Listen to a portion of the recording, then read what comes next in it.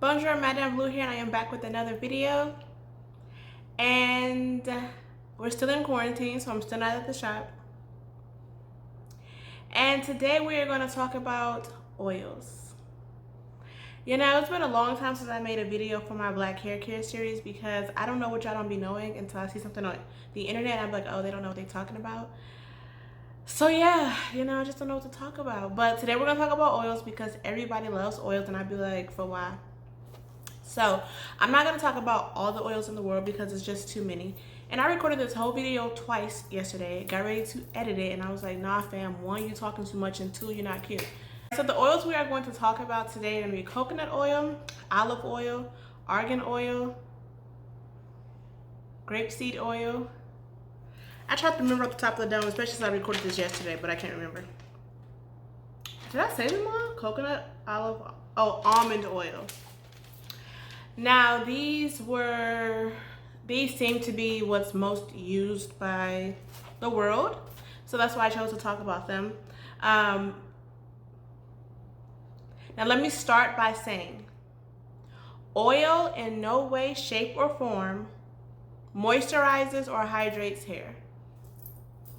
Okay? I know a lot of people be like, oh, I want to use oil to either seal in moisture or use it as a moisturizer, and I just be like, can y'all hear my stomach? I should have ate.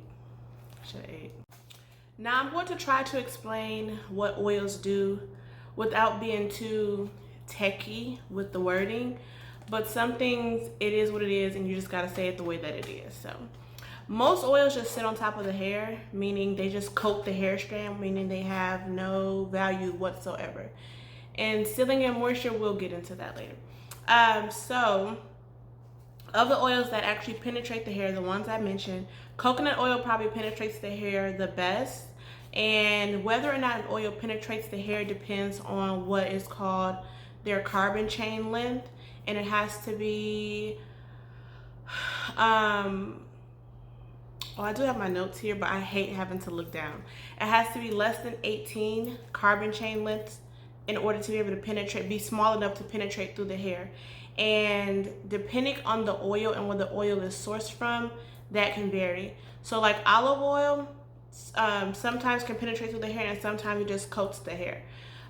So most oils are, well, let me just talk about the ones I'm talking about. These oils are just fats. That's all it is. Some of them have vitamin E in them. Some of them, like coconut oil, it has it in there, but it's so small, it's irrelevant. But vitamin E does nothing for the hair.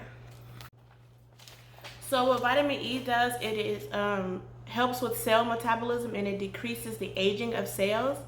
But the cells on the hair strand are not alive. This is not a living thing. This is a fiber that's made of keratin, and the keratin is made of amino acids.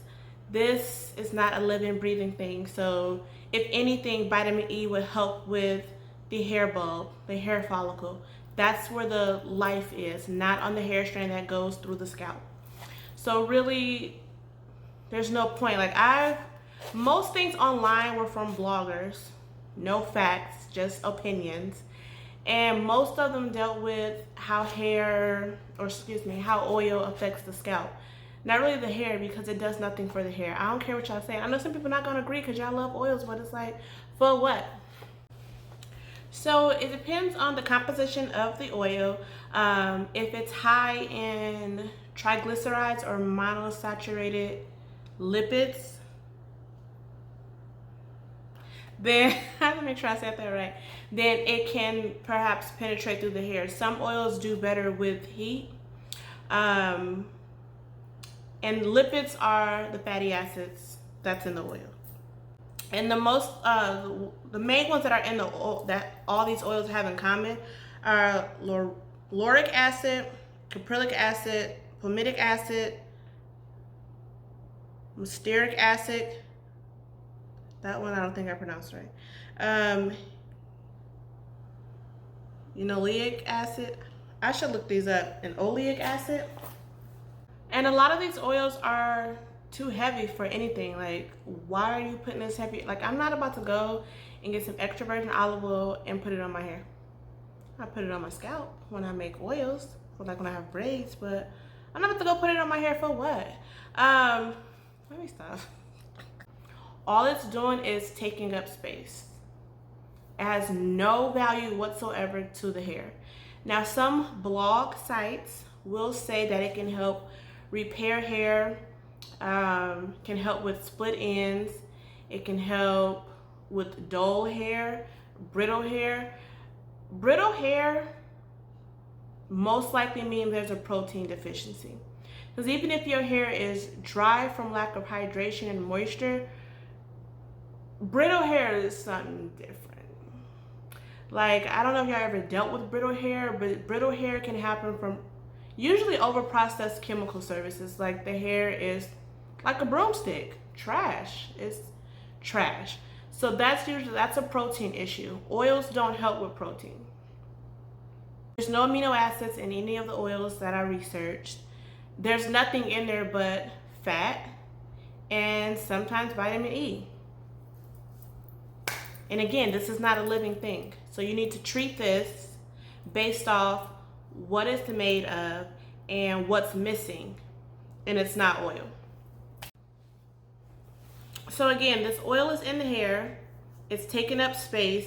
So when there's an issue with your hair, that means there's something wrong with the structure. There's something missing within the structure of the hair. You need to put things in the hair. We need to put things on the hair that can actually seep through the cuticle into the cortex and deal with the structure of the hair. If you got oils that seep through your hair and it's just in there taking up space, what's the point? It's not doing anything for your hair. It's not fixing any of those problems that you have. And then the products that you need to actually fix those problems can't really do that because you got oil up in there just floating around doing nothing. So there are ingredients in shampoos and conditioners that help with retaining moisture. So if you use the proper shampoo and conditioner, you're not going to need an oil to seal in moisture or moisturize your hair. Also, if you have oils blocking the hair, then you can't allow water saturation. Water is the best hydrator for your hair.